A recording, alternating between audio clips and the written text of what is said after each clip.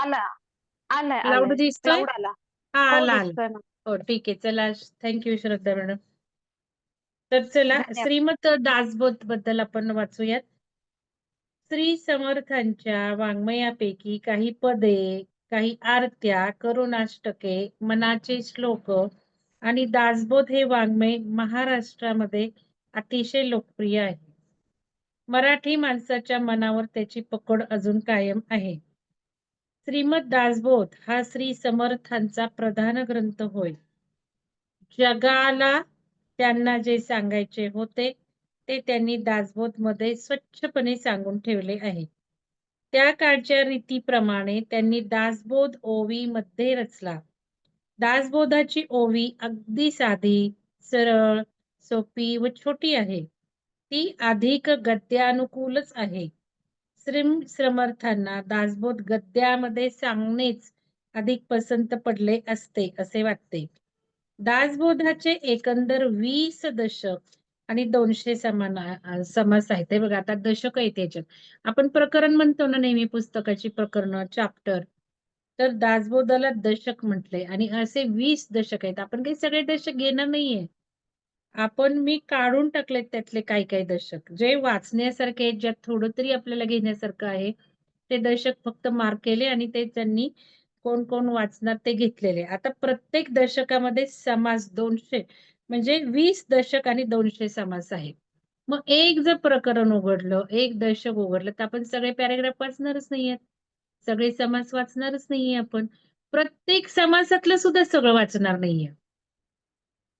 तर आपण महत्वाचं घेणार. कारण जाऊबाईंचं मी काल माझ्या नाशिकच्या जाऊबाईंनी दिलं ना, मग मी त्यांना म्हटलं, तर त्यांना काही आठवत नव्हतं. तर मग म्हणे कसे वाचणार, म्हणजे ह्याची जी काही पद्धत आहे वाचण्याची, ते लगेच त्यांनी विचारलं. म्हटलं नाही हो, आम्ही काही धार्मिक उपासना असं म्हणून नाही आम्ही वाचत म्हटलं. आम्ही फक्त आम्हाला जे त्यातलं घेण्यासारखे तेवढंच वाचतो. मग त्या म्हणे फारच छान, म्हणजे हे असं कोणी वाचत असेल काय, हा प्रश्न पडतो. जनरली पिढ्या, रूढी जशा असतात, त्याच्यावर जसं लिहिलेलं असतं तसं वाचलं जातं. पण मी म्हटलं आपण तसंच केलं पाहिजे. आपला ऑब्जेक्टिव्ह वेगळं आहे ना. आपण थोडंच पोथी पुराण म्हणून वाचतोय का? आपल्याला स्वामींचा मेसेज घ्यायचा आहे. आपल्याला ते काही बिंबवता आलं मनावर तर बिंबवायचंय. म्हणून आपण बसतोय ग्रहणास, वाचनास. तर हे आपलं ऑब्जेक्टिव्ह आहे. तर हे समास सगळे घेणार नाहीत. आता बघा, 200 समासांची ओवी संख्या 7,600 7,751 होते ओळीची संख्या सुद्धा.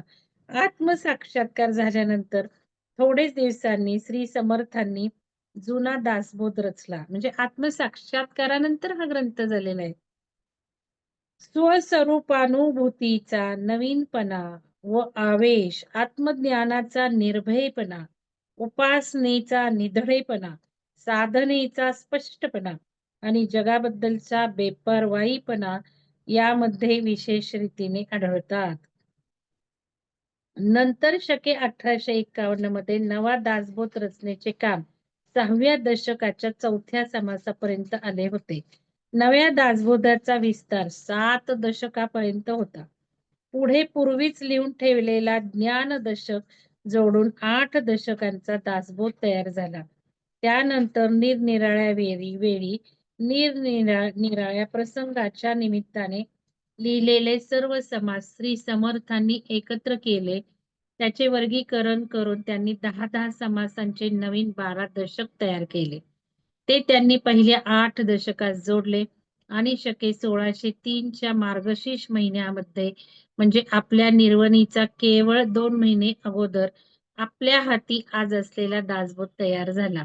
20व्या दशकाचा 10वा समास संपवताना श्री समर्थांनी दासबोधाचे ही 20 दशक आणि 200 समास साधकाने स्वच्छपणे अभ्यासावे असे स्पष्टपणे सांगितले. समासांचा क्रम श्री समर्थांनी जसा रचला तसाच आजपर्यंत चालत आला आहे. ओव्यांमध्ये पाठभेद फारसे नाहीत.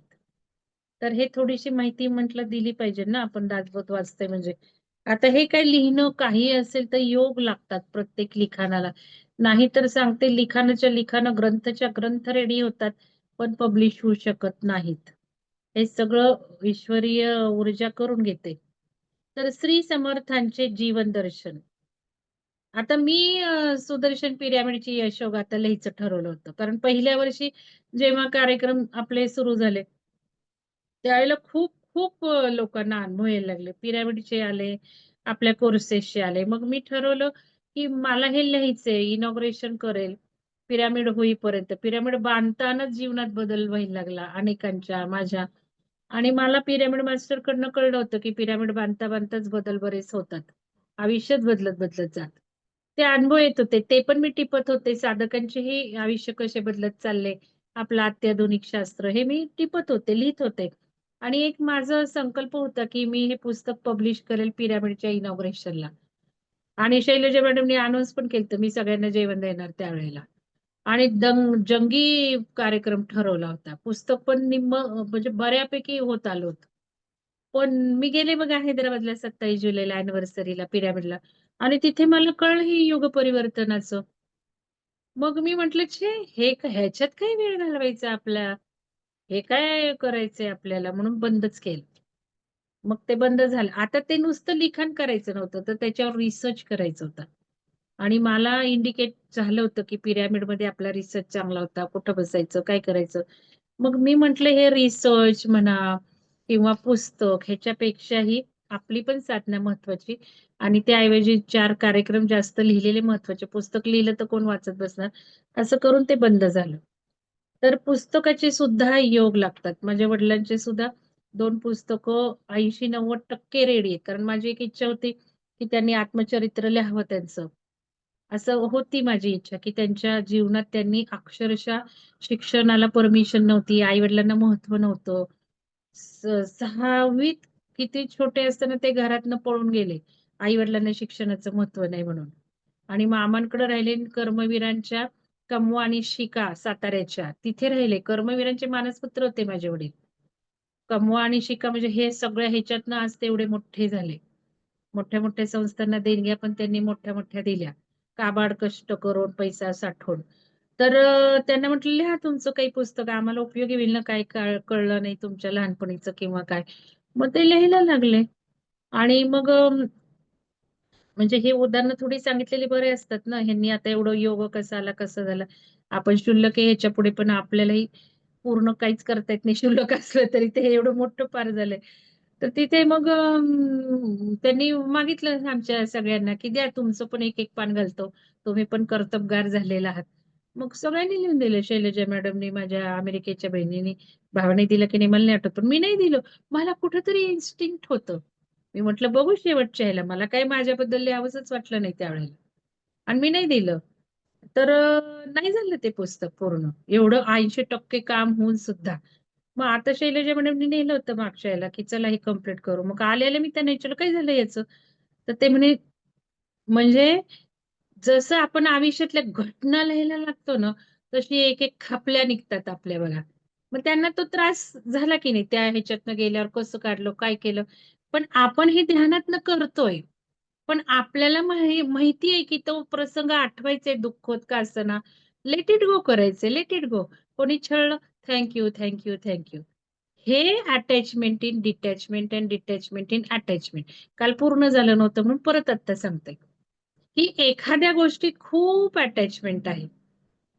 खूप एखादी व्यक्ती असू दे, पुस्तक असू देत, पैसा असू दे, काही असू देत. अटॅचमेंट खूप आहे आपली. पण तिथेही डिटॅच व्हायला आलं पाहिजे वेळ आली की.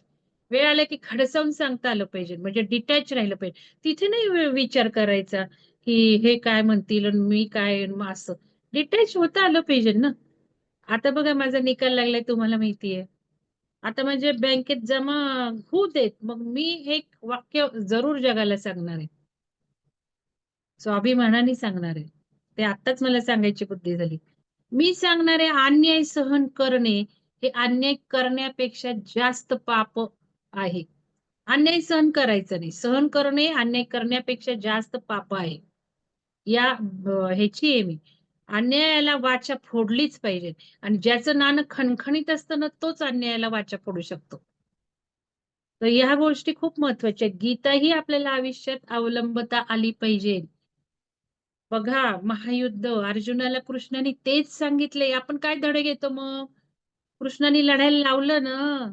कोणा विरुद्ध लढायला. अर्जुन गळून पडला होता ना, याला कसं करू, त्याला कसं करू, सगळे माझे स्वकीय. कृष्णाने काय शिकवलं?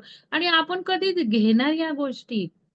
ज्ञानेश्वरी आपल्याला अवलंबता आली पाहिजे, गीता आली पाहिजे, प्रसंगी युद्धही करता आलं पाहिजे, कोणी का असं समोर.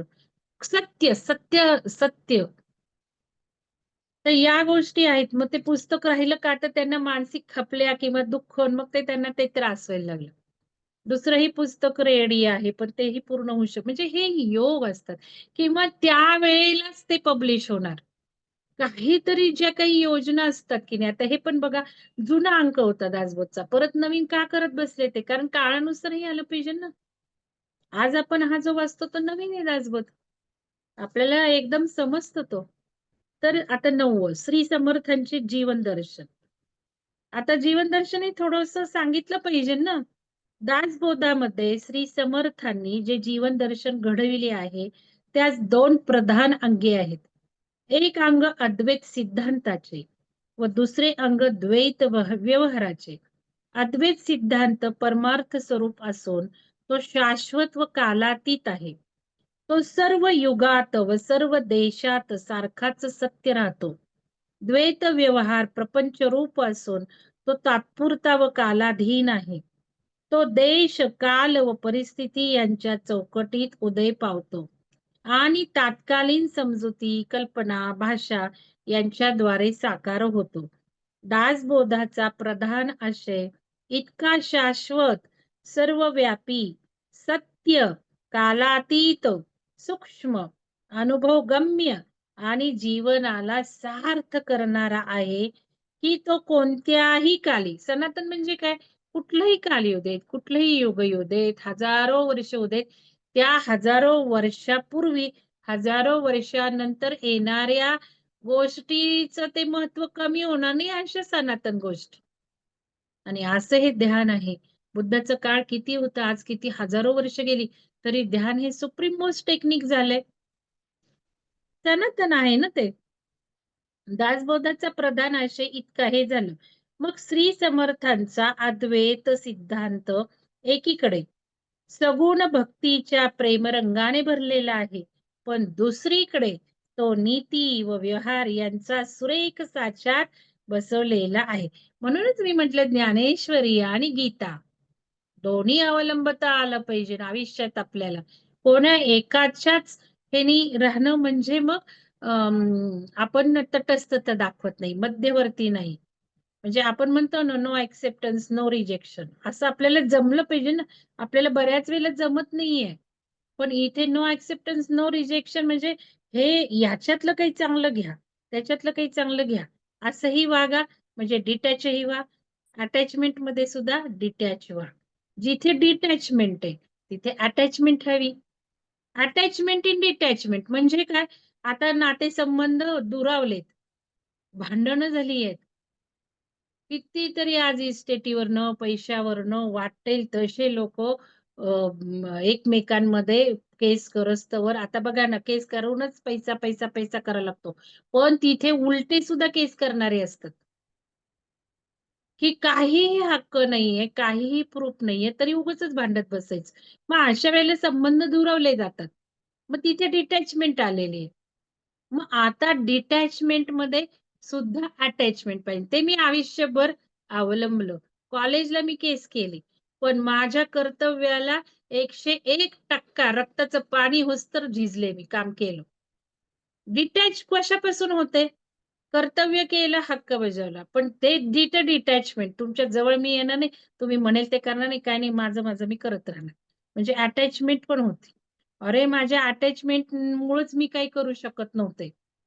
इतकी दयनीय अवस्था होती. अटॅचमेंट माझी सुटत नव्हती कॉलेजबद्दल. मला काम तुम्ही नका करून देऊ. मला करायचंय. काम, काम, काम.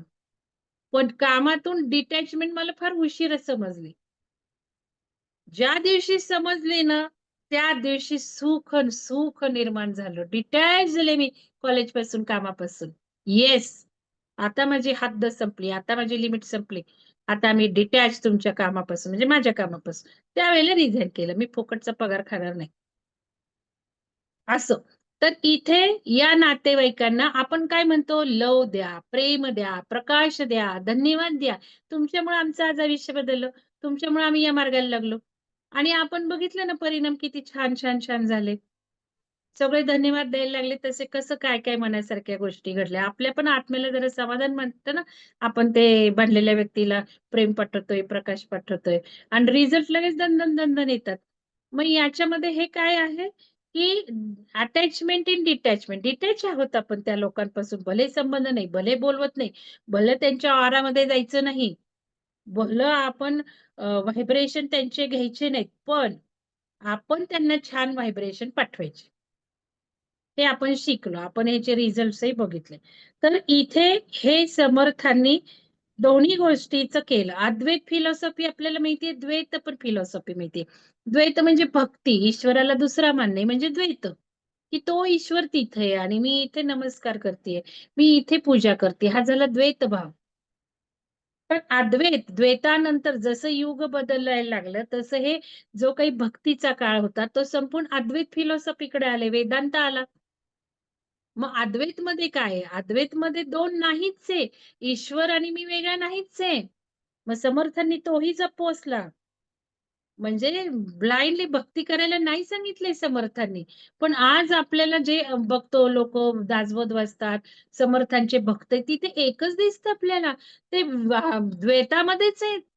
त्यांना अद्वैत माहितीच नाहीये.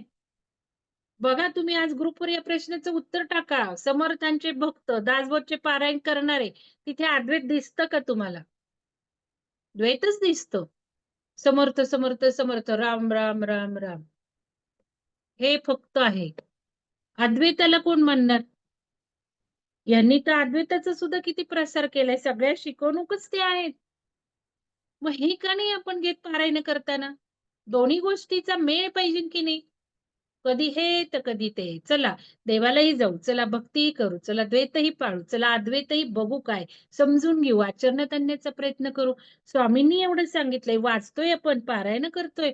आपण बघितलं श्रीपाद श्रीवल्लभांचं सुद्धा तेच. त्यांनी पण काही वेगळंच सांगितलं. लोकं काही वेगळंच ग्रहण करतात, अवलंबतात. म्हणजे ह्या गोष्टी थोड्याशा मी एक्सप्लेन करते, की दोन्हीचा मेळ आपल्याला सांगड घालता आली पाहिजे, असंही आणि तसंही. तर इथे अद्वैत म्हणजे ईश्वर आणि मी एकच आहे. अद्वैत आहे. द्वैत नाहीच कोणी. अरे तोच तो मी. That I am. अहम ब्रह्मास्मी. आपणच ब्रह्मन आहोत.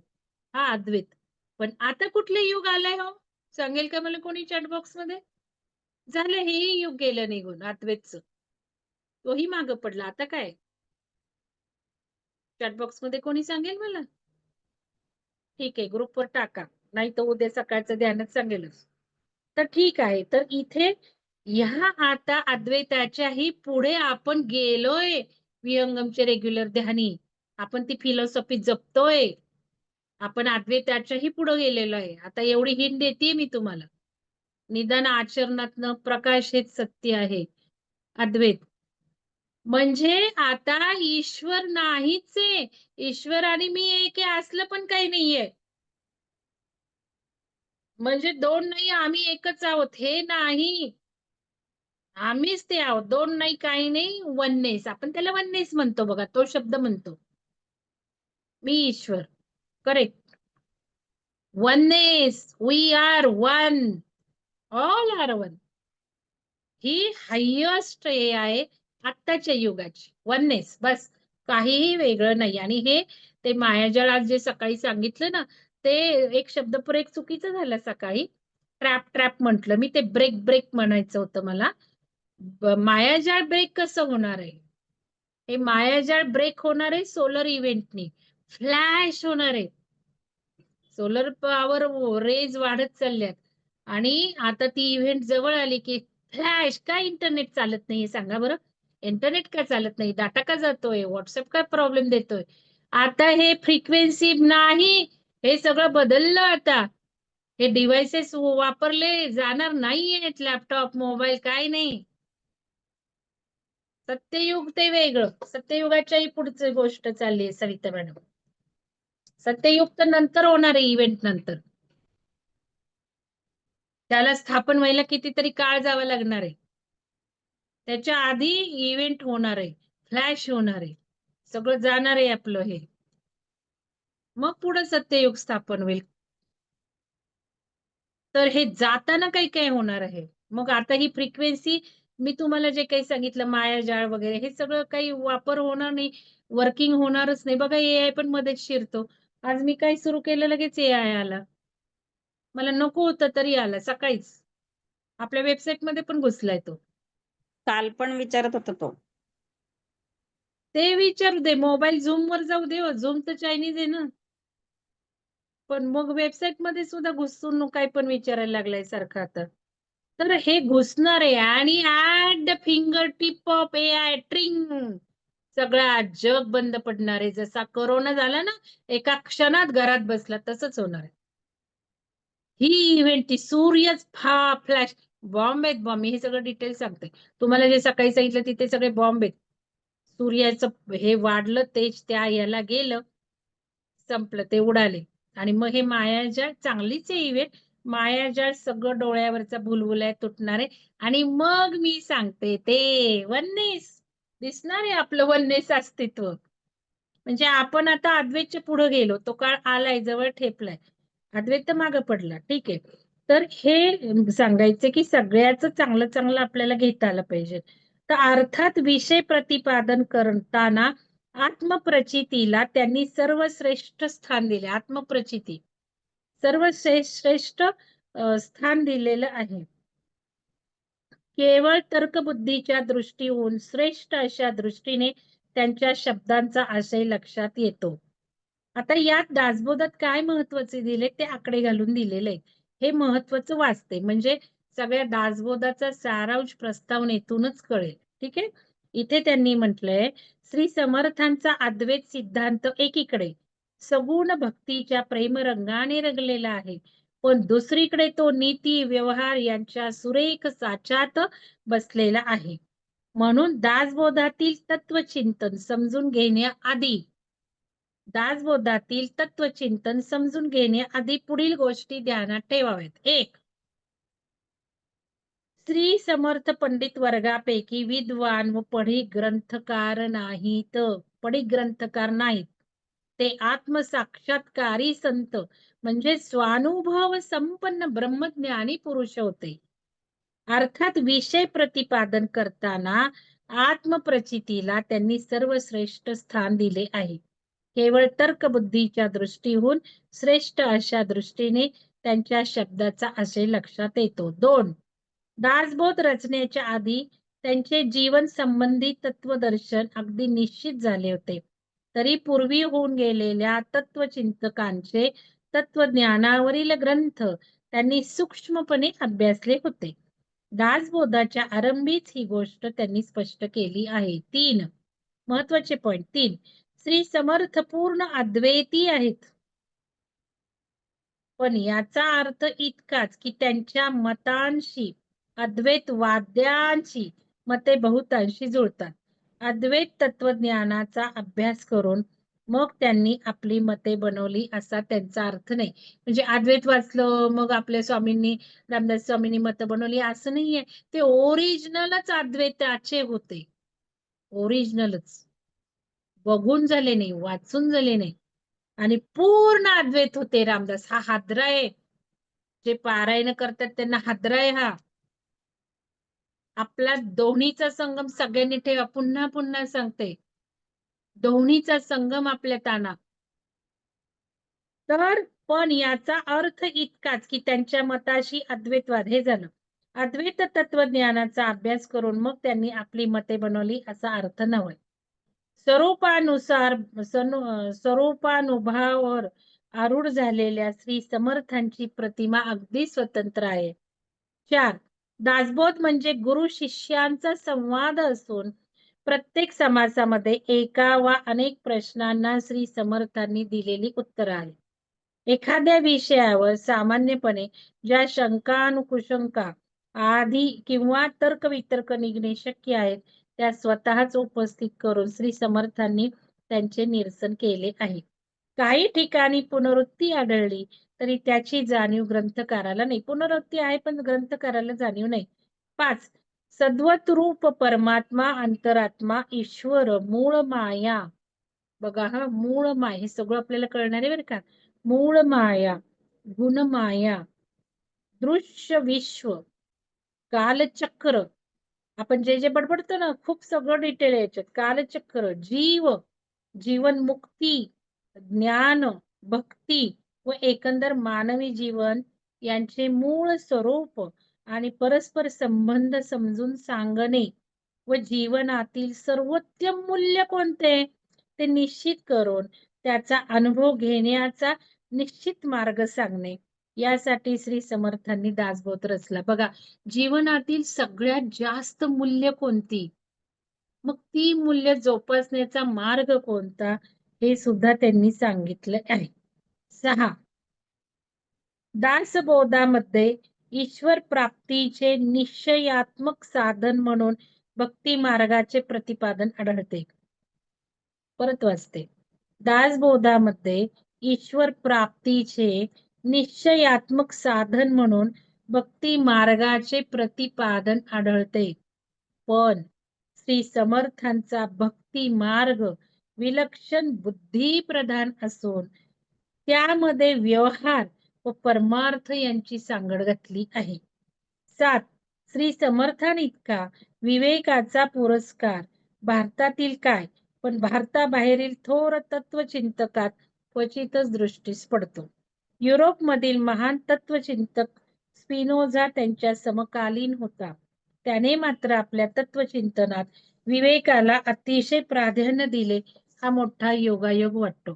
श्री समर्थांनी विवेकाच्या शस्त्राने तत्कालीन समाजातील देवाबद्दलच्या व साधुत्वाविषयीच्या काही रूढ भोंगळ कल्पना साफ कापून टाकल्या. एखाद्या आधुनिक विज्ञान पंडिताप्रमाणे प्रत्ययावर, प्रचितीवर म्हणजे प्रत्यक्ष अनुभवावर ते वारंवार भर देतात. विवेकाच्या जोरावर माणूस अंतःकरणाने विशाल बनून आत्मज्ञानी बनू शकतो. हा तर त्यांचा आवडता सिद्धांतच आहे. 8. जन्मापासून अध्यात्माच्या वरच्या पातळीवर असणारे श्री समर्थ अगदी सामान्य माणसाच्या पातळीचा फारच अनुभूतीने सहानुभूतीने विचार करतात. दासबोधामध्ये याचे प्रत्यंतर वारंवार येते. सामान्य माणसाला देव हवा, पण प्रपंचाला व पैशाला धक्का न लावता तो हवा असतो. बघा हा, सामान्य माणसाला देव हवा, पण प्रपंचाला व पैशाला धक्का न लावता तो हवा असतो. म्हणून प्रपंचाची घडी न बिघडवता माणसाने देवाचे दर्शन कसे करून घ्यावे याचा मार्ग दासबोधात सांगितला आहे. 9. भारतीय समाज मागे का पडला याची चिकित्सा विचारवंतांनी केली आहे, पण श्री समर्थ त्याची 2 कारणे सांगतात. बघा काय कारण आहे बघा. नीट विचार न करणे. कळलं? भारतीय समाज माग का पडतो? नीट विचार न करणे हे पहिले कारण, तर प्रयत्न न करणे हे दुसरे कारण. प्रयत्न करायचा नाही, नीट विचार करायचा नाही. आता जे फोन कॉल सुरू झाले ना, तर आता या दुसऱ्यांच्या सेवेचा वसा घेणाऱ्यांना कळतंय त्यांना प्रयत्न करायचेच नाहीत. कारण पुष्कळ सांगतात ते. तुम्ही जेवढे कष्ट घेता ते तुम्हाला जे निरीक्षण करायला सांगितले तेवढे त्यांचे व्ह्यूज बघा. आता तुम्हाला उत्तर कळले की मग तुम्हालाही कसं होतं ते. कष्ट घ्यायला कोणी तयार नाहीये. हवंय सगळ्यांना सगळं. अविवेक आणि आळस. अविवेक आणि आळस हीच 2 करंटेपणाची, भाग्यहीनपणाची, अवनतीची व दैन्यावस्थेची लक्षणं आहेत. तर विवेक आणि उदंड कष्ट ही सदैवपणाची, भाग्यवान बनण्याची, उन्नतीची व उत्कर्षाची लक्षणे आहेत. असे त्यांनी दासबोधामध्ये अगदी स्पष्ट सांगून ठेवलेले आढळते. महायोगी श्री अरविंद घोष यांचे मत देखील अगदी हेच आहे. 10. श्री समर्थ साहित्यांची शक्ती पुरेपूर जाणतात. जो दासबोधाचा अभ्यास करील त्याच्या जीवनात जे परिवर्तन घडून येईल त्याचे वर्णन करताना ते म्हणतात, अज्ञान, दुःख, भ्रांती नाश पावून लगेच वैराग्य अंगी बाणेल, त्याला विवेकाची जोड मिळेल, बद्ध मुमुक्ष होतील, मूर्ख दक्ष होतील, अभक्त भक्त बनून मोक्ष पावतील, नाना दोष जाऊन पतित पावन होतील, देह बुद्धीचे धोके जातील, संसाराचे उद्वेग नष्ट होतील, अधोगती चुकेल आणि मनाला खरी विश्रांती मिळून अत्यंत समाधान मिळेल. दासबोधाने आजपर्यंत अनेकांना हे फळ दिलेले आहे. तर बघितलं का दासबोध काय देणार आहे आपल्याला, आणि किती लोक आली आहेत, किती लोकांना वेळ मिळाला, दुपारची वेळ असून किती लोकांना मिळाला नाही. ते बघा, दासबोध ऐकण्याची, निदान एक दोन तरी ऐकू, निदान प्रस्तावना तरी ऐकू. शैलजा मॅडम, तुम्हाला घ्यायचंय का बघा? ऍक्च्युअली प्रस्तावना तुम्हीच वाचावी अशी माझी इच्छा होती. फक्त जो दशक आहे ना, तो दशक पुढचा घ्यावा असं मला वाटत होतं. तर मी काय चांगलं करेल असं काही नाहीये. तर तुम्ही घेताय का बघा 10 पासून पुढे, नाही तर 12 पासून घ्या. कसं करताय प्रस्तावना? शैलजा मॅडम आहात का बघते तुम्ही? बघते 12 पासून बघते. हा, मग थोडा वेळ देते मी तुम्हाला. हा, हम्म. कारण काय झालं, प्रस्तावना तर तुम्हीच वाचावी अशी माझी पण इच्छा होती. फक्त दशक पुढचा घ्यावा, कारण पेपर चालू आहेत ना, मग कशाला उगाच आपण, आणि आपलं हे मे पर्यंत चालणार आहे. तर ठीक आहे, आता मी 10 वाजते 11 वाजते शैलजा मॅडम परब्रह्म स्वरूप घेतील बघा. ठीक आहे, परमश्रेष्ठ जीवन ध्येय 10. आता हे जे दशक आहेत ना, त्यात हे नंबरचे समास आहेत, म्हणजे आपण पॅरेग्राफ म्हणतो त्याला समासांना. तर हे 10, परमश्रेष्ठ जीवन ध्येय. जगात अनंत प्रकारचे प्राणी आहेत. प्रत्येक प्राण्याच्या ठिकाणी जाणीव आहे. जेथे जाणीव असते तेथे बुद्धीचा अंश असतो. इथलं जाणीव करते ना सकाळी, कधी पण जाणीव आहे का आपल्याला? जगात अनंत प्रकारचे प्राणी आहेत. प्रत्येक प्राण्याच्या ठिकाणी जाणीव आहे. जेथे जाणीव असते तेथे बुद्धीचा अंश असतो. परंतु फक्त माणसाच्या जीवनातच बुद्धीचा खरा विलास दृष्टीस पडतो. सकाळी हे झाले सगळं सांगून. मनुष्य जन्मच फक्त काही करू शकतो. माणसाच्या बुद्धीला विवेकाचे स्वरूप येते. विवेकामध्ये सारासार विचार असतो. विवेकाने शाश्वत व अशाश्वत यांचा निवाडा होतो. सत्याचा भेद स्पष्ट दिसतो आणि आत्मा नत्मचिकित्सा निश्चित निर्णय देते. असार टाकून सार घ्यावे, अश्वासाताचा अवहेर करून शाश्वत स्वीकारावे, असत्य सोडून सत्याच्या मागे लागावे आणि अनात्म्यास विन्मुख होऊन आत्मस्वरूपास सन्मुख व्हावे. अशी स्वच्छ प्रेरणा देणे हे विवेक शक्तीचे कार्य आहे. विवेक शक्तीच्या या प्रबल प्रेरणेमधून मानवी जीवनात आढळणारी विविध ध्येय, मूल्ये, आदर्श, चांगल्या वाईटाच्या कल्पना, नाना कला, विद्या आणि शास्त्रे उदय पावतात. अशा सर्व ध्येयांपैकी, मूल्यांपैकी, आदर्शांपैकी आणि विद्यांपैकी ईश्वर दर्शन म्हणजेच आत्मदर्शन बघा. ईश्वर दर्शन म्हणजेच आत्मदर्शन. आपल्याच ह्याच्यातल्या ईश्वराला बघायचे, मानायचे, जपायचे, पूजायचे. ईश्वर दर्शन म्हणजेच आत्मदर्शन म्हणजेच परमार्थ. हे अत्यंत कल्याणमय, मंगलमय, ज्ञानमय आणि आनंदमय असे ध्येय व मूल्य आहे. आता मी बरेच लोक परमार्थ करतो. कधी केली दुसऱ्यांची सेवा? मला असे खूप भेद आढळतात बरं का, आपल्याच मनावर, बुद्धीवर काही पुट चढलेली. नाही, परमार्थ करतोय. काय परमार्थ करतोय? दुसऱ्याची सेवा, दुसऱ्यांसाठी काही केलंय? आपण जरा उघडे डोळे बघून बघूयात, मग तुमच्या लक्षात येईल मला काय म्हणायचं. मग परमार्थ म्हणजे धार्मिकता, असं एक हे झालंय बघा. धार्मिकता, आध्यात्मिकता वेगळे हे समजून फार थोडे कमी लोक घेतात. त्यांना वाटतं धार्मिकता म्हणजेच आध्यात्मिकता. आणि ते देवाला पूजणं म्हणजेच परमार्थ असं त्यांना वाटतं. तर म्हणजेच आत्मदर्शन म्हणजेच परमार्थ हे अत्यंत कल्याणमयी, मंगलमयी, ज्ञानमयी, आनंदमयी असे ध्येय व मूल्य आहे. श्री समर्थांच्या मते मानवी जीवनातील नाना प्रकारच्या ध्येयांमध्ये परमार्थाचा क्रमांक पहिला आहे, पहिल्या रांगेत आहे. बघा, ज्यांनी सेवेचा वासा घेतलाय, जे दुसऱ्यांसाठी काहीतरी काहीतरी करतायत, पहिल्या क्रमांकाचं ध्येय हे पाहिजे. दुसरं आयुष्यात काहीच महत्वाचं नाहीये. मानव देहाचे मोठे महत्व 11वा. भोगवादी विचारवंत जगाला संपूर्ण सत्य समजतात. भोगवादी विचारवंत जगाला संपूर्ण सत्य समजतात. संन्यासवादी विचारवंत जगाला संपूर्ण मिथ्या म्हणतात. म्हणजे मी जे म्हटलं ना, बॅलन्स पाहिजे, बॅलन्स पाहिजे. म्हणजे एक जग हे मिथ्या म्हणून तरी काय उपयोग आहे? संन्यासी तर सगळं सोडून जातात.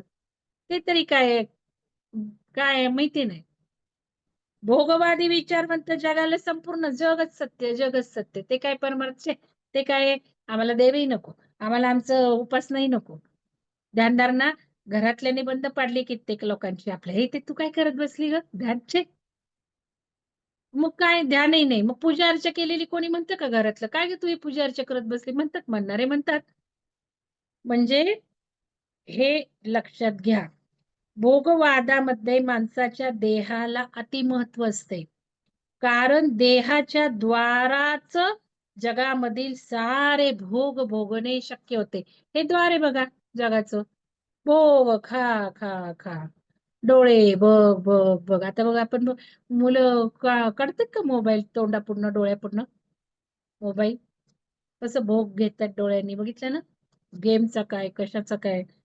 तर या द्वारांनीच भोग घेणे भोगणे शक्य होते. संन्यासवादामध्ये देहाला किळसवाना ठरवून त्याची भरमसाठ निंदा केलेली आढळते. श्री समर्थांच्या मते हे दोन्ही वाद अतिरेकी आहेत. माणसाचा देह हाडामासाचा गोळा आहे, नरकाची पोतडी आहे वगैरे सर्व सत्य असले तरी त्याच्यासारखे विलक्षण यंत्र दुसरे नाही.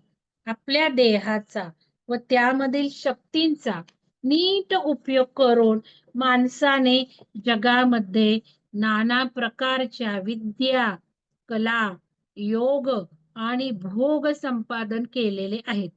हे तर उघडच दिसते. परंतु जगामधील अत्यंत थोर ब्रह्मज्ञानी पुरुषांनी देहाचा उपयोग करूनच आत्मसाक्षात्कार करून घेतला. मग देहाला नाव ठेवून काही उपयोग आहे का? हा देवच असं, हा देहच असा, हा भोगवादी असा आहे, तसं ते तसं.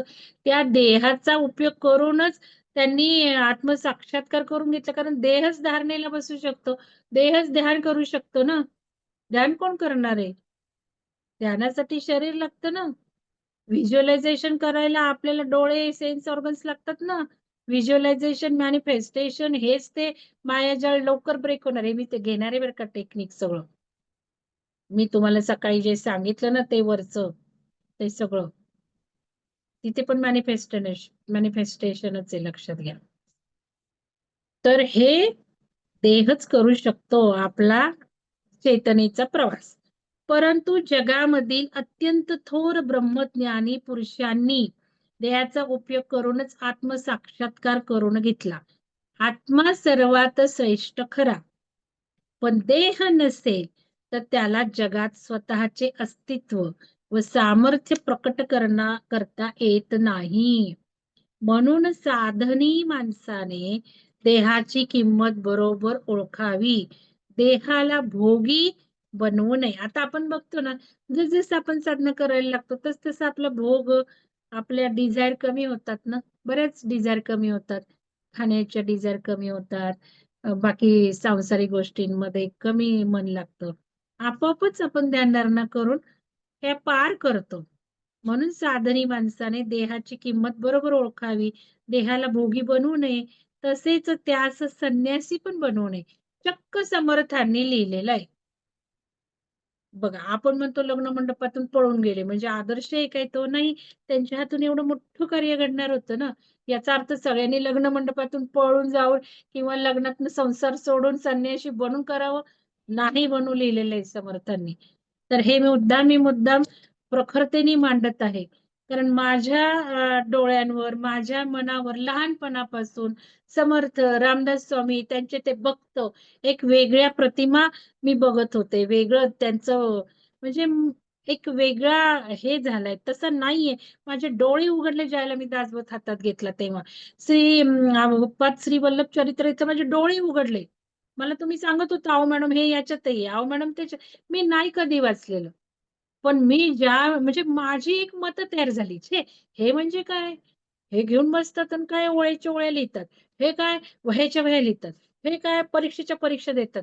अहो गीतेच्या परीक्षा दिलेल्या लोकांना अद्वैत तरी कळलं का? आणि स्वतः ब्रह्म आहे ना, आपण क्रिएटर आहे एवढं तरी त्यांना कळलं का हो? इतकं काय अवघड आहे का? मी प्रश्न तुम्हाला विचारले तर कोणीतरी म्हणे मायाजाळात ओपन होते ना. अरे सोप्या शब्दात लिहिलेलं आहे. इथे समर्थांनी लिहिलंय. साध्या सोप्या लँग्वेज आहे. आपण पारायण करतो, आपण वाचतो. तर ठीक आहे, ऊर्जा काय करून घेते, ऊर्जेच्या मनात असतं ते. पण मग मला हे ज्यावेळेला मी हातात घेतले, त्यावेळेला मला खूप वाईट वाटलं, की काय असतात मतं, काय असतं आणि हे वाचलं पाहिजे ना आपण. हे ज्ञान इतकं दासबोधामध्ये सुंदर आहे ना सगळं. आता एवढा वेळ आपल्याला काही होत नाही सगळं घ्यायला. तुम्ही जरूर मोटिव्हेट व्हा. हा कार्यक्रमाचं फळ केव्हा मिळेल? ज्यावेळेला तुम्ही दासबोध घरात आणाल, वाचायला लागाल. त्यावेळेला या कामाचं खरं हे झालं, सार्थक झालं. 2-4 अध्यायात सुद्धा हे झालं पाहिजे. सगळं वाचण्याची आपण काय गरज आहे का? तुम्ही घेऊन वाचू शकता. पण एक धार्मिकतेने नाही तर डोळे उघडे ठेवून समर्थ काय म्हणतात, मनन चिंतन करायचं. तर ते उपयोग आहे. तर म्हणून साधनी माणसाने देहाची किंमत बरोबर ओळखावी. देहाला भोगी बनू नये. तसेच त्यास संन्याशी बनू नये. पण परमार्थासाठी मात्र त्याचा भरपूर उपयोग करावा. परमार्थ म्हणजे दुसऱ्यांची सेवा. परमार्थ. परम ठीक आहे. ब्रह्मस्वरूप. शैलजा मॅडम वाचताय? 12व हे परब्रह्म स्वरूप पान नंबर 30. तुमच्याकडे कुठला आहे माहिती नाही मला. पेलसरेंचा आहे का? हा ठीक आहे. हम्म. थोडा वाचते मी. वाचा ना मग. हा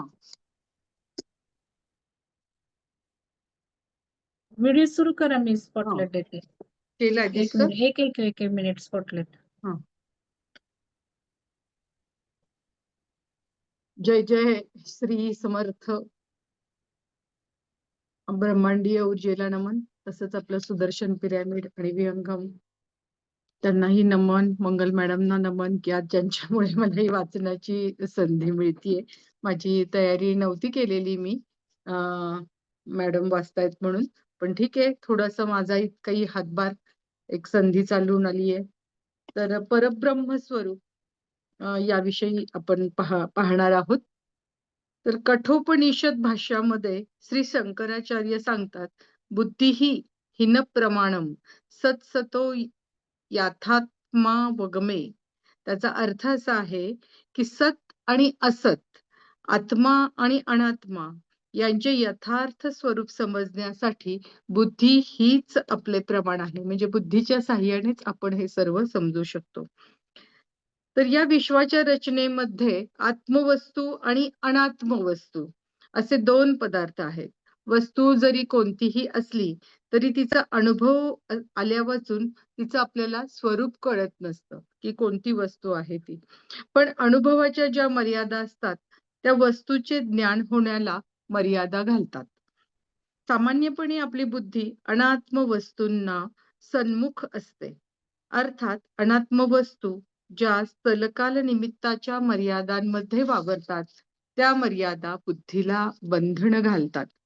ही बंधनात वावरणारी बुद्धी जेव्हा मर्यादांच्या पलीकडे असणाऱ्या आत्मवस्तूचे अर्थात सद्वस्तूचे वर्णन करते तेव्हा ते नाहीपणाने करावे लागते. म्हणून श्री समर्थांचे परब्रह्म किंवा त्यांची सद्वस्तू ही त्यांनी बरेच गुण सांगितलेले आहेत. आणि महत्वाचं म्हणजे नुसते न नी सुरू होणारे हे शब्द आहेत ते त्यांनी किती अगाध म्हणजे प्रचंड त्यांचा संग्रह आहे ते बघा. म्हणजे आपण अगदी क्षुद्र पामर त्यांचं याविषयी हे करतोय सगळं, असं मला वाटतंय की इतका मोठा त्यांनी सगळं लिहून ठेवलेलं आहे आणि ते जाणून घेण्याचा आपला हा प्रयत्न आहे. तर सद्वस्तू निर्गुण, निर्विकारी, निराकार, निरवय, निरंजन, निर्विकल्प, निराभास, निष्प्रपंच, निराधार, निरामय, निरुपाधी, निरुमय, निस्संग, निश्चल, निशब्द, निर्दोष असे अनेक त्यांनी शब्द लिहिलेले आहेत. निकाम, निर्लेप, त्यानंतर अच त्यांनी सुरू केलेलं आहे की अनाम, अजन्म, अनंत, अप्रत्यक्ष, अगणित, अक्षय, अरूप, अलप, अपार, अढळ, अतर्क्य, अद्वैत, अदृश्य, अच्युत, अच्छेद, अदाह्य, अक्लेद अशी सर्व मानवी कल्पनांच्या व अनुभवांच्या पलीकडे आहे. म्हणजे बघा यातला ह्या एक एक शब्द घेतला तरी त्याला किती अर्थ आहे आणि या सर्व कल्पनांच्या आणि अनुभवांच्या पलीकडे आहे असे सांगतात ते. ज्या बुद्धीने अनात्म दृश्य जगाचा अनुभव येतो ते जग सद्वस्तूच्या ठिकाणी नसतं. त्यामुळे अनात्मरत बुद्धीने सद्वस्तूचं वर्णन करताना सारे दृश्य जगत तेथे नाही असंच आपल्याला सांगावं लागतं. मग ते परब्रह्म आहे तरी कसं? श्री समर्थ सांगतात की ते कमालीचं विशाल असून सूक्ष्मपणाने ते सर्व ठिकाणी निरंतर भरलेलं आहे. म्हणजे परब्रह्म बघा सूक्ष्म रूपाने हे सर्वीकडे भरलेलं आहे, व्यापलेलं आहे. सर्व प्राण्यांना त्याची अखंड भेट असते. त्यांच्या सर्व अंगांना ते लिगटलेले असतं परब्रह्म. अनेकांच्यात एकपणाने राहणारे परब्रह्म हे सदोदित टिकणारे आहे. केव्हाही कोठेही ते अगदी जसेच्या तसेच राहते. हे राजाला व रंकाला, स्त्रीला पुरुषाला, उच्चाला नीचाला म्हणजे कोणीही असो, त्यांचा सांगण्याचा अर्थ बघा की कोणीही जरी असेल, ब्राह्मण, क्षुद्र, परब्रह्म हे संपूर्ण सम आहे. म्हणजे सर्वांसाठी ते सम आहे. सर्वांना मिळून ब्रह्म एकच एक आहे आणि ते अमुक एक नसून सर्व काही आहे. ज्याला जे पाहायचे आहे त्याने स्वतः तेच होऊन पाहावे लागते. जो तोची तो झाला तो मौनाने त्याचे वर्णन करतो. म्हणजे परब्रह्म बघा स्वतःहूनच आपल्याला पाहायचं आहे आणि जो मौनाने त्याला पाहू शकतो तर त्याचं ते वर्णन करू शकतो. आणि ज्याला जे व्हायचंय म्हणजे जे पाहायचं आहे ते त्याने स्वतः तेच होऊन पाहावं लागतं. म्हणजे त्या रूपात आपल्याला जावं लागतं तर आपल्याला त्याचं दर्शन होतं. आता पुढचं आहे मूळ माया. याविषयी सांगताना त्यांनी लिहिलेलं आहे की मूळ माया परब्रह्माशी तदाकार झालेल्या संतांना जेथे जेथे एकच एक, घनदाट, निर्मळ, निश्चळ, निर्गुण आणि गगनाहून वाढ अशी सद्वस्तू प्रचितीस येते. पण हा अनुभव ज्यास नाही अशा सामान्य माणसाला अनित्य, चंचल, अनेकपणाने भरलेले सगुण, विषम आणि परिच्छिन्न दृश्य विश्व प्रचितीस येते. संतांचा अनुभव पूर्णपणे सत्य आहे. ही गोष्ट निर्विवाद समजावी. परंतु सामान्य माणसाचा अनुभव काही संपूर्णपणे असत्य नाही. म्हणजे संतांनी इतकं सामान्य माणसाला सुद्धा अनुभव येऊ शकतो असं त्यांना म्हणायचंय. ही गोष्ट तितकीच निर्विवाद आहे. हे कोडे सोडवण्यासाठी श्री समर्थ मूळ मायेचे वर्णन सांगतात. आधी ब्रह्म एक, नित्यमुक्त, अक्रिय, अखंड आणि नुसते असते. आधी ब्रह्म हे त्याच्या ठिकाणी स्वतःची जाणीव उत्पन्न होते. मी ब्रह्म आहे. हे जे आता मॅडम सांगतायत आपलं अहम ब्रह्मासी, अहम तत्वमसी. हे बघा सगळ्याच याच्यात ब्रह्म सर्वच ग्रंथांमध्ये सगळीकडे उपनिषदात आपल्याला हेच दिसतंय. वेद, उपनिषद की मी ब्रह्म आहे असे स्मरण उत्पन्न होते. हे सगळं ज्ञान जेव्हा आपल्याला प्राप्त होतं तेव्हा मूळचा हरिसंकल्प तो हाच आहे. निश्चल आकाशामध्ये चंचल वायू उत्पन्न झाला तरी आकाश जसेच्या तसंच राहतं. त्याचप्रमाणे निश्चल परब्रह्मी चंचल संकल्प झाला तरी परब्रह्म जसेच्या तसेच निश्चय राहते. मूळ मायेस दोन अभिन्न अंगे असतात. शुद्ध व संपूर्ण ज्ञानमय जाणीव हे एक अंग झालं की जे शुद्ध आहे, ज्ञानमय आहे ते एक अंग आहे आणि शक्ती गर्भ सामर्थ्य हे दुसरं अंग होय.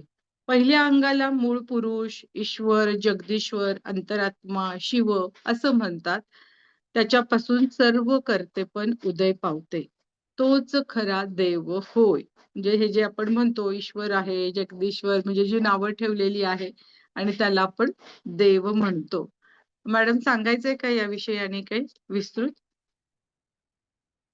का पुढचा नाही घेऊ? हो, नाही. पुढे हा घ्या की. हा. हा गुणमाया. आता ह्या गुणमाया या प्रकरणामध्ये त्यांनी काय सांगितलंय, दशक जे आहे ते मूळ मायेचे जे शक्तिगर्भ अंग आहे तिच्यामध्ये सत्व, रज, तम हे 3 गुण आहेत. हे 3 गुण आपल्याला कुठेही जाणवतातच आणि पंचमहाभूते सूक्ष्म रूपाने राहतात. त्यास गुणक्षोभिनी किंवा अष्टधा प्रकृती असे म्हणतात. कणीस जसं उकललं की त्याच्यामध्ये गुप्त असणारे दाणे बाहेर पडतात, तशी मूळ माया उकलली की तिच्यातून अष्टधा प्रकृती बाहेर पडते. हे दृश्य विश्व म्हणजे त्रिगुण आणि 5 भूते यांचा कर्दम आहे. कोठे नदीच्या रूपाने, कोठे वेलाच्या रूपाने, कोठे कहाणीच्या रूपाने श्री समर्थांनी मायेचे वर्णन केलेले आहे. परब्रह्म प्रथम एकटं होतं. आपण पुष्कळ व्हावे अशी इच्छा त्याला झाली. या प्रथम स्फुरणामधून माया, त्रिगुण, पंचभूते, अहंकार अशा क्रमाने हे दृश्य विश्व साकार झाले. हे उपनिषदात सुद्धा सांगितलेलं आहे की मायेमुळे हे सगळं उत्पन्न झालेलं आहे. ज्या क्रमाने विश्व उभारले त्याच उलट क्रमाने त्याचा संहार होतो.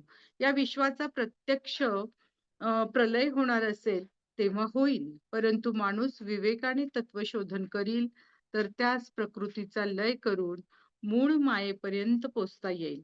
मग मूळ माया ओलांडून शुद्ध परब्रह्मापर्यंत जाता येईल. यास विवेक प्रलय म्हणतात. विवेकाने जर तुम्ही हे केलं तर तुम्ही मूळ मायेपर्यंत पोहोचू शकता असं समर्थ सांगतात. आता विश्वमन यासाठी वाचूयात आपण की जगामध्ये नाना मते, नाना पाखंडे आहेत. आपल्या इच्छा सफल व्हाव्यात म्हणून लोक देवास भजतात, की देवाला आपल्याला वाटतं बोललं की आपल्या मनामध्ये ज्या काही इच्छा आहेत त्या पूर्ण होतील. देवाचं यथार्थ स्वरूप जाणून कोणी त्याची निष्काम भक्ती करत नाही. निष्काम भक्ती म्हणजे भक्तीचेही अनेक प्रकार आहेत. नवविध भक्ती भक्त प्रल्हादाने सांगितलेले आहे. सकाम, निष्काम म्हणजे काहीतरी आशा ठेवून तुम्ही केली तर त्याला सकाम भक्ती म्हणतात. पण ही निष्काम म्हणजे काही नाही, तुम्हाला देवापासून काही नकोय पण तुम्ही त्याला भजताय, त्याची पूजा अर्चा करताय तर त्याला निष्काम म्हणतात. पण अशी भक्ती मात्र कोणी करत नसतं. अशी प्रस्तावना करून श्री समर्थ म्हणतात की देवाचे 4 प्रकार आढळतात. पहिली म्हणजे प्रतिमा पूजा. सामान्य जनता प्रतिमा हाच देव समजून त्याची पूजा करत असतं, की जी आपण बरेच जण करतो. देवाऱ्यातले देव त्याची पूजा करतो. दुसरं अवतार पूजा. देवांचे आणि संतांचे अवतार होऊन गेले त्यांची चरित्रे पठण करून काही लोक त्यांचा जप करतात. तिसरं म्हणजे अंतरात्मा पूजा. या विश्वाच्या अंतर्यामी राहणारा व आपल्या सत्तेने सर्व विश्व चालवणारा जो मूळ पुरुष त्याची पूजा काही थोडे लोक करतात. तो द्रष्टा, साक्षी आहे, ज्ञानात्मा आहे. तो सर्व प्राण्यांच्या अंतःकरणात जाणीव रूपाने प्रचितीस येतो. आणि चौथं जे आहे ते निर्विकार परब्रह्म पूजा. ब्रह्मज्ञानी संतच ही पूजा करू शकतात. वनस्पती, मासे, पक्षी, पशु आणि माणसे अशा सर्व सचेतन जीवांमध्ये जाणीव रूपाने वास करणारा अंतरात्मा तोच खरा देव होय. म्हणजे आपण जे म्हणतो सगळ्या ह्याच्यामध्ये परमात्मा पाहायला शिका. तत्व जे काही असो, वनस्पती असो, मासे असो, पशु पक्षी या सर्वात आहे परमेश्वर. तर अंतरात्मा त्यांचा जो आहे तोच खरा देव होय. म्हणजे सर्वांप्रती परमेश्वर ही भावना आपल्याकडे पाहिजे. साधकाला ती जाणीव विश्वमनाच्या द्वारा प्रचितीस येते. त्या विश्वमनाला स्वतःचे असे रूप किंवा स्वतःचा आकार नाही. उपासकाची भावना जशी असेल म्हणजे बघा त्याला काही विशिष्ट असा आकार नाही किंवा काही नाही, निराकार ब्रह्म जे आपली शंकराचार्यांची आहे तसंच येते की आकार नाही, त्याला काही भावना नाही, पण आपण ज्या भावनेने तो करू तसं आपल्याला तो दिसणार आहे. जगामध्ये घडणाऱ्या सर्व घटनांचं कर्तेपण अंतरात्म्याकडे आहे. तो सर्व काही करतो पण कशासही चिटकत नाही. हाच साधकाचा खरा आदर्श आहे. त्या अंतरात्म्याप्रमाणे साधकाने सगळे काही करीत असता आपले अलिप्तपण गमावू नये.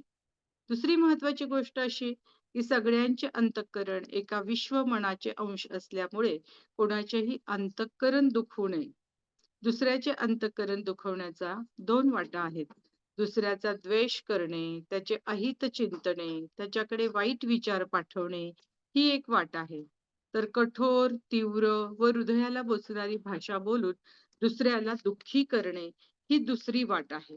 या दोन्ही गोष्टी टाळण्याचा वारंवार आग्रह दासबोधात आढळतो.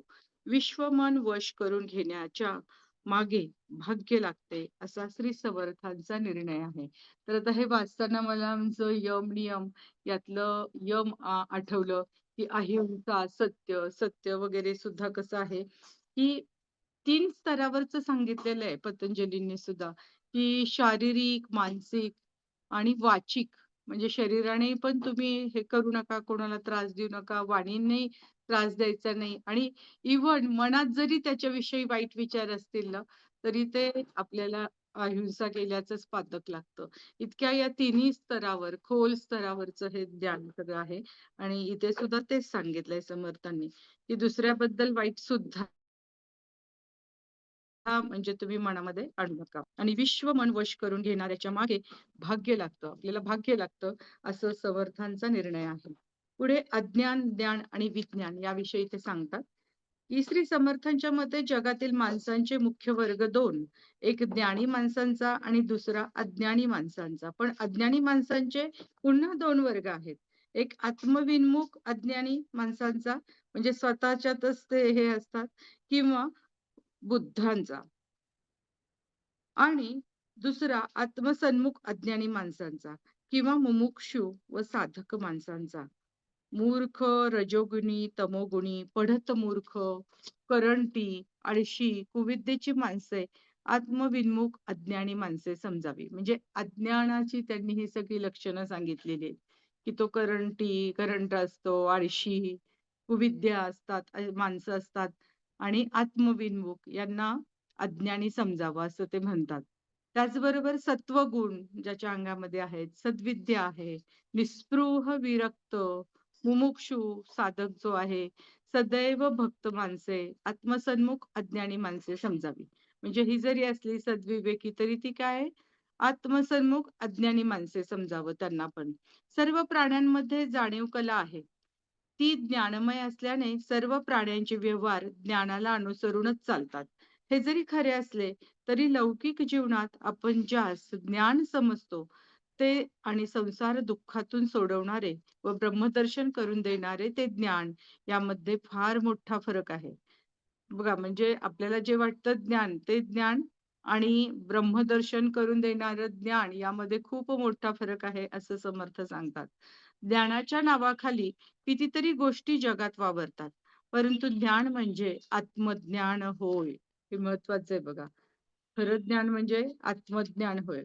नित्य नित्य विचार सतत जागा ठेवल्याने अनित्य उडून जाते, दृश्य आटून जाते आणि आपल्याच अंतर्यामी असलेले निर्मळ आत्मस्वरूप साक्षात्कार द्वारा प्रचितीस येते. हा आत्मसाक्षात्कार जोपर्यंत होत नाही तोपर्यंत बाकीचे सारे अज्ञान समजावे. म्हणजे जोपर्यंत हे तुम्हाला समजत नाही तोपर्यंत बाकी सगळं अज्ञान असं समजावं.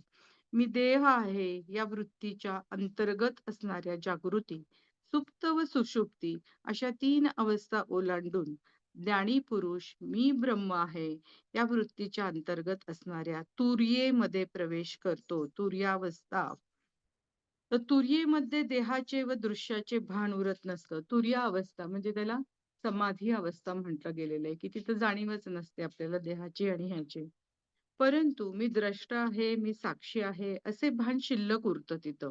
तेही नाहीसं होऊन मन जेव्हा उन्मन होतं, तेव्हा निर्विकार निर्मळ परब्रह्माशी तदाकारता प्राप्त होते. या स्थितीला विज्ञान असं म्हणतात. येथे संपूर्ण वृत्तीविरहितता असतो. दृश्य असून नसल्यासारखं होतं. आधी अज्ञानाने अज्ञान नाहीसे करावे आणि मग ज्ञानाचे पर्यवसान विज्ञानात घडवून आणावे असं ते म्हणतात. म्हणजे आधी आपलं अज्ञान जे आहे ते नाहीसं करावं आणि मग जे ज्ञान आहे त्याचं विज्ञानात पर्यवसन करावं, म्हणजे अधिक त्याच्यात हे मिळवावं. देहबुद्धीचा निरस केल्या वाचून आत्मज्ञान होत नाही. म्हणजे देहबुद्धी जोपर्यंत आहे तोपर्यंत आपली पुढची प्रगती तो त्याच्या पुढेच आपला प्रवास हा अध्यात्माकडे चालू होत असतो. त्यामुळे त्याचा निरस केल्या वाचून आपल्याला आत्मज्ञान होणार नाही. आणि तो करण्यासाठी श्री समर्थ स्पष्टपणे सांगतात, शिष्या एकांती परमार्थ हा स्वरूपी विश्रांतीस जाण्यासाठी माणसाने स्वतःच्या आतमध्ये उतरायला शिकलं पाहिजे. आणि ते कसे उतरावे हे आपल्याला साधना शिकवते. म्हणजे आपल्या आत डोकवायचं जे आपलं चाललंय इतके दिवस ध्यानाच्या माध्यमातून या ध्यान परिवाराच्या माध्यमातून, तोच प्रयत्न इथं पण आहे हे जाणवते आपल्याला. बघितलं ना, आतमध्ये डोकवून पहा. जोपर्यंत आपण अंतर्मुख होत नाही तोपर्यंत आपल्याला ती प्रचिती येणार नाही. तर आता पुढचं जे आहे ते आत्मज्ञानाची साधना असं आहे. आपलं आता किती वेळ चालू ठेवायचंय मॅडम? आत्मज्ञानाची 17 साधना. वाचा ना तू, जसं अ? गुणमनोखी निर्गुण. काय 17 म्हणताय? 17 कंप्लीट करा ना. बरं ठीक आहे. आत्मज्ञानाची साधना. जे खरे आहे ते निस्संदेहपणे वाटते, त्याला मन चिकटतं. इंद्रियांना दिसणारे दृश्य जग आज आपल्याला संपूर्णपणे खरे वाटते. म्हणून आपले मन तिथं चिकटतं. कारण डोळ्यांनी ते दिसतंय. त्यामुळे आपल्याला काय होतं तेच खरं वाटतं.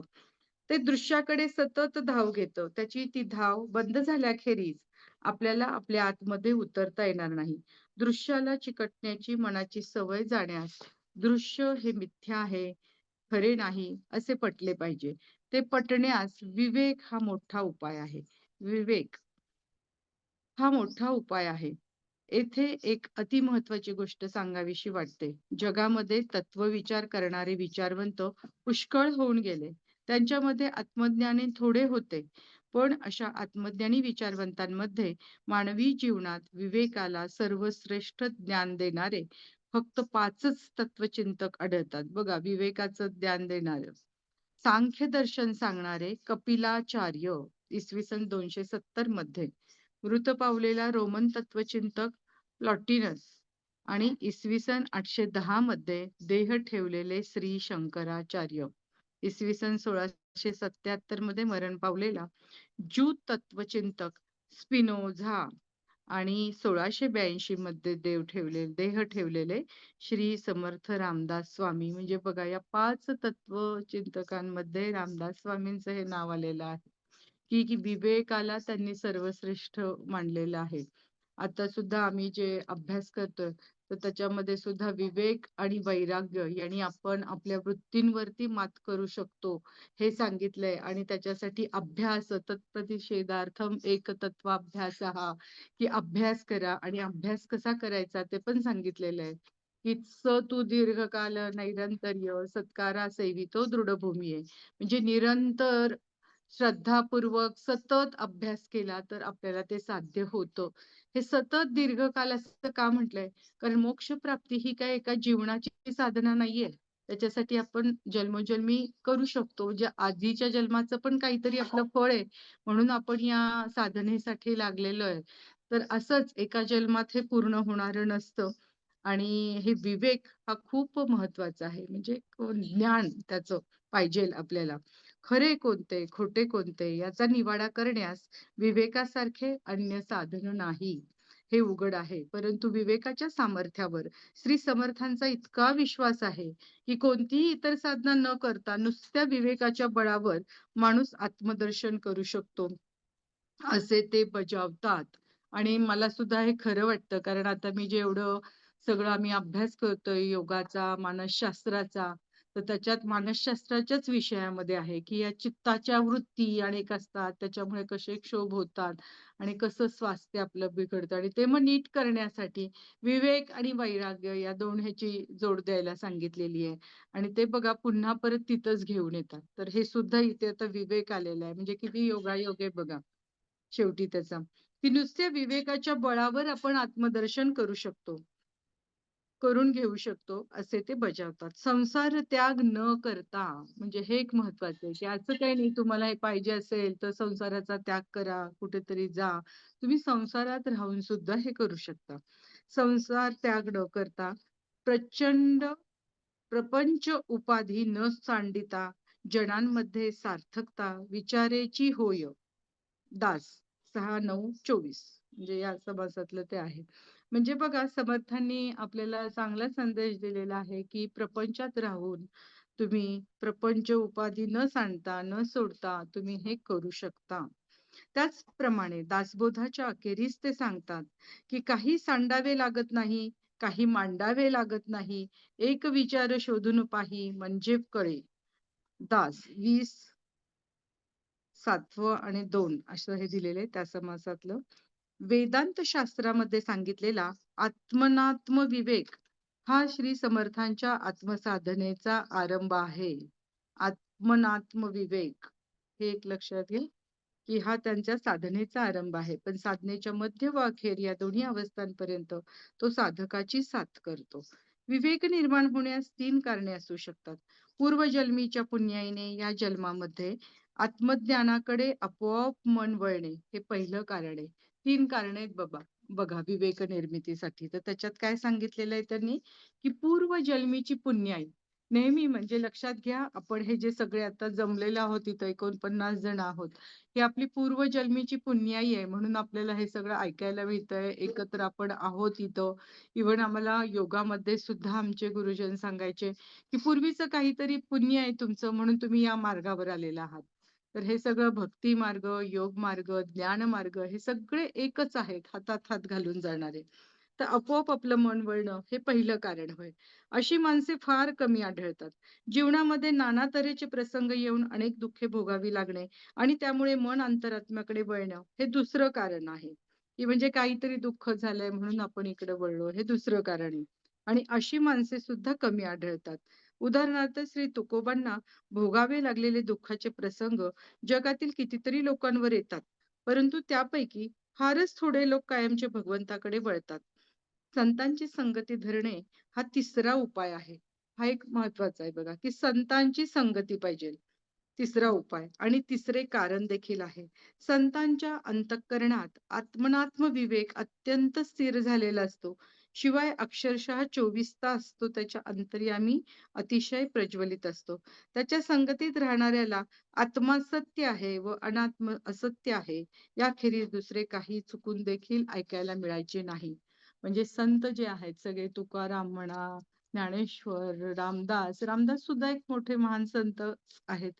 आणि त्यांच्या अंतरात्म्यात, म्हणजे त्यांच्या संगतीत जे राहिलेले आहेत त्यांना हे आत्मा सत्य आहे आणि अनात्म असत्य आहे याखेरीज दुसरं काहीही आपल्याला ऐकायला मिळणार नाही. म्हणून श्री समर्थांनी सबंध दासबोधामध्ये वारंवार सत्संगतीमध्ये श्रवण करण्याविषयी फार आग्रह धरला आहे. आपण जे आता चालू केले ना मंगलताई, हे सत्संग, सद्ग्रंथ यांचं वाचन, हे सुद्धा त्याचंच हे आहे. आपण त्याच मार्गावरती चाललेलो आहे. हा मला खूप आनंद वाटतोय आपण या विषयी पाऊल उचललेलं आहे. सत्संगतीमध्ये श्रवण करण्याविषयी फार आग्रह धरला आहे. संतांची प्रत्यक्ष संगती सतत मिळणे नेहमीच शक्य नसते, म्हणून त्याच्या खालोखाल संतांच्या ग्रंथांची संगत धरावी. सांगितलंय ना त्यांनी की त्यांच्या बरोबर राहणं आपल्याला शक्य नसतं सारखं, म्हणून त्यांनी जे ग्रंथ केलेले आहेत निर्माण, तर त्यांच्या सानिध्यात आपण राहावं, त्यांची संगत धरावी असं ते सांगतात.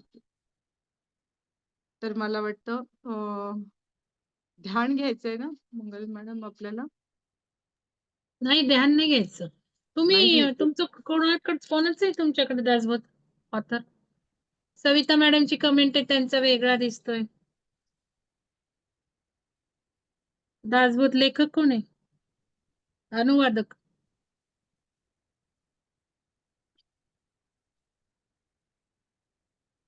तुम्ही आता कितवा समास वाचलात? पुढचा एक पूर्ण करू का? नाही मला नाही, देव हवा. तुम्ही आता कितवा आकडा वाचला?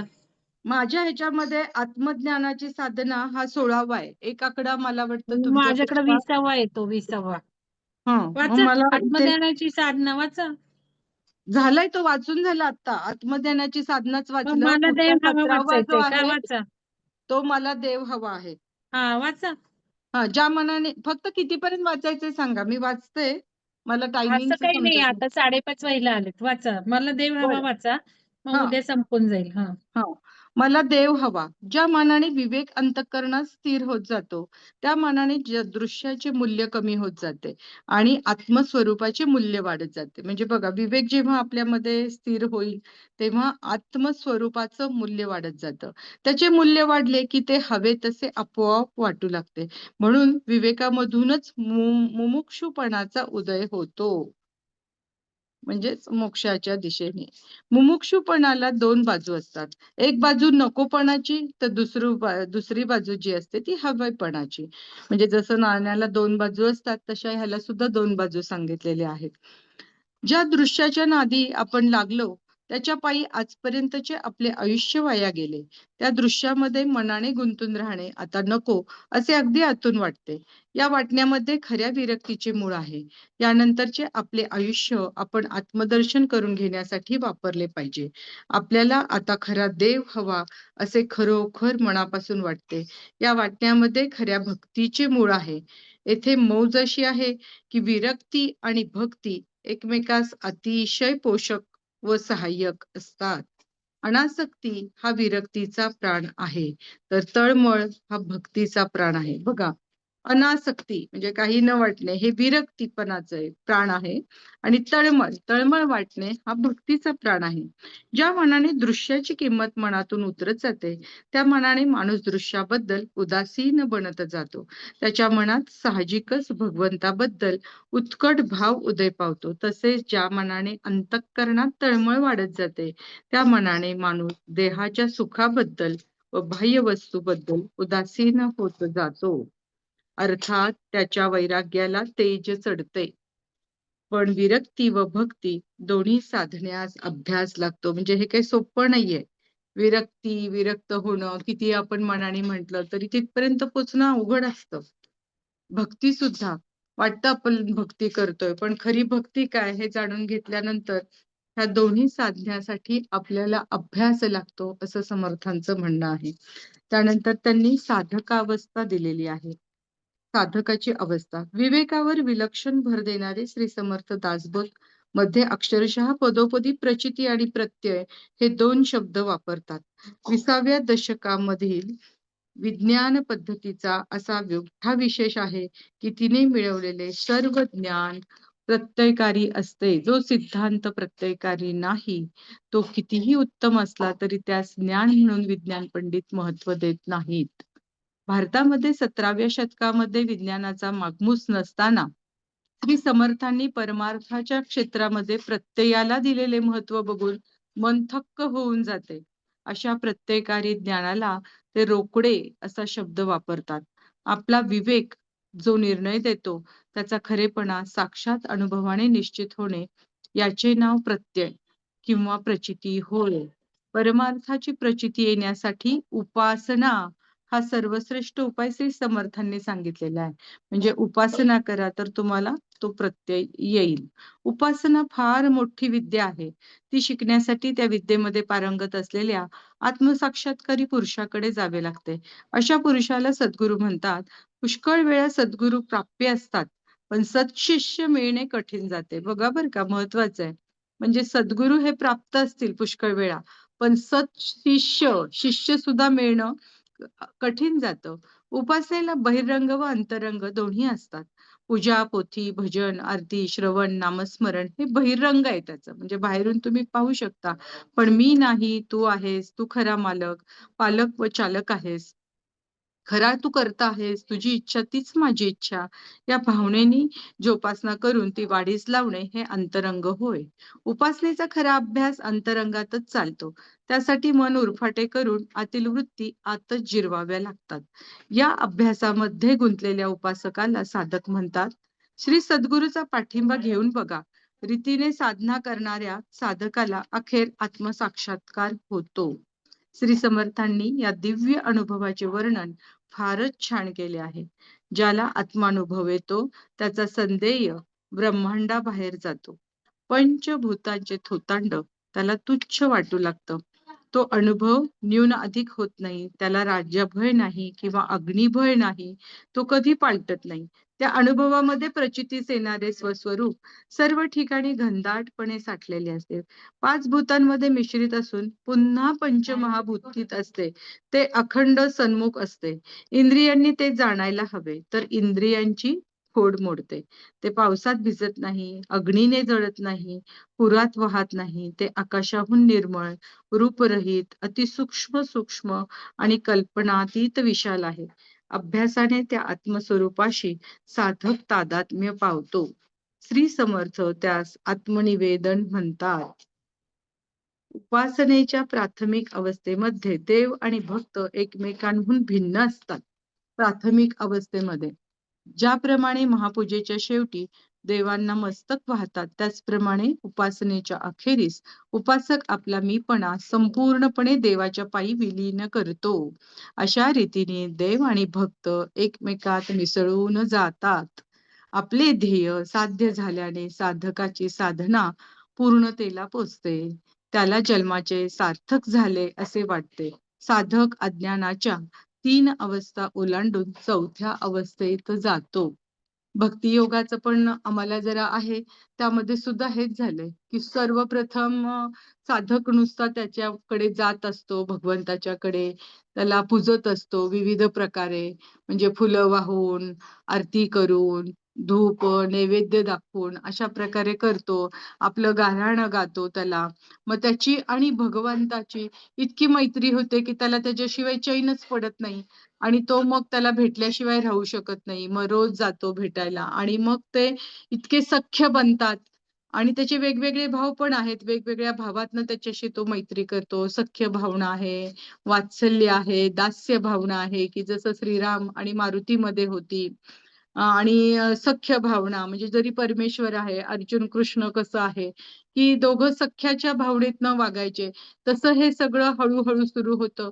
आणि मग शेवटी तो एकरूप होऊन जातो. भगवंताशी इतका तो एकरूप होतो, की मी म्हणजेच भगवंत असं वाटतं त्याला. हे भक्तियोगात सुद्धा म्हणजे झालेलं आहे आमचं आत्ताच. भक्तियोग आहे, कर्मयोग आहे, ज्ञानयोग आहे. तर हे असं सगळं जरा अभ्यासाचं खूप चाललेलं आहे. 15-15 मार्काला एक सगळं लिहावं लागतं थोडक्यात आम्हाला. त्यामुळे जरा थोडंसं इकडं माझं लक्ष कमी आहे. पण तरी ठीक आहे. आज पुण्यानीच म्हणजे माझ्या पुण्याईमुळे, मंगल मॅडमच्या कृपेमुळे आणि ब्रह्मांडीय ऊर्जेमुळे ही जी थोडीफार सेवा करण्याची मला संधी उपलब्ध झाली, त्याबद्दल मी तुमचे सर्वांचे धन्यवाद मानते. मंगल मॅडम धन्यवाद. धन्यवाद. धन्यवाद शैलजा मॅडम. परत हो. यायचंय 17-18वा अध्याय हो कुठला हो, नंतर मी येतेच. नंतर मे मध्ये. हा वाचायला मी आपला येईल. हा, दशक. पण थोडी ठीक आहे, तोपर्यंत मी धन्यवाद. हो, अभ्यासासाठी सुट्टी घेतेय. धन्यवाद वा. धन्यवाद धन्यवाद सगळ्यांना धन्यवाद. तुम्ही आलात, ऐकलं, श्रवण केलं. कोणाला काही विचारायचंय, शंका आहे? सविता मॅडम म्हणतात दोघींचे वेगळे आहेत का? मॅडम तुमचा अनुवादक कोण आहे? माझ्या ह्याचं का? हा, थोडाफार फरक आहे. हा, माझं हे जे आहे ना, अनुवादक श्री रामभक्त प्राध्यापक के. बेलसरे, बेलसरेंचंच आहे हे. मग पण फरक आहे तुमच्या आणि माझ्यात. मग ताई, तुम मी बोलू का मध्ये? आवृत्ती वेगळी असेल. आवृत्ती वेगळी आहे. हा. आवृत्ती वेगळी असणार आहे. माझी आकडे ही वेगळे वेगळे प्रथम येत आहेत. माझी ही प्रथम आवृत्ती आहे 1975 सालची आणि द्वितीय आवृत्ती 1981 अक्षय तृतीया 81 सालची आहे माझी ही. हो का? बर, 19वी आवृत्ती आहे माझी. हा, त्यामुळे थोडा फरक असणार प्रत्येक हे बघा, आवृत्तीमध्ये पहिली ते. आवृत्ती 75, हो 6वी हो. आवृत्ती 91 आणि 29वी आहे माझ्याकडे. 20 अरे बापरे. 2020 ची गोकुळाष्टमीची. माझ्या ग्रंथाची किंमत त्यावेळेस फक्त 60 रुपये होती. हे बघा, हा एवढा मोठा दासबोध प्रचंड ज्ञानाचा ग्रंथ बहुतेक ही पहिलीच आवृत्ती असावी असं मला वाटतंय. म्हणजे आमच्या इथल्या माझी ज्या 350 किंमत. वैशाली ताई आहेत, तर त्यांनी मला हे दिलेलं आहे वाचायला. बेलसरेंचं माझ्याकडे नव्हतं ना, दुसरे लेखक होते म्हणून मी हे आणलं त्यांचं. ₹350 किंमत माझी आहे. चला, खूप छान झालं. धन्यवाद शैलजा मॅडम. धन्यवाद सगळ्यांना. कोणाला प्रश्न असेल तर विचारू शकता. काय झालं? रेकॉर्डिंग झालंच नाही ते काय? चित्र पॉज. पाहिलं ना चला. तुम्ही समर्थ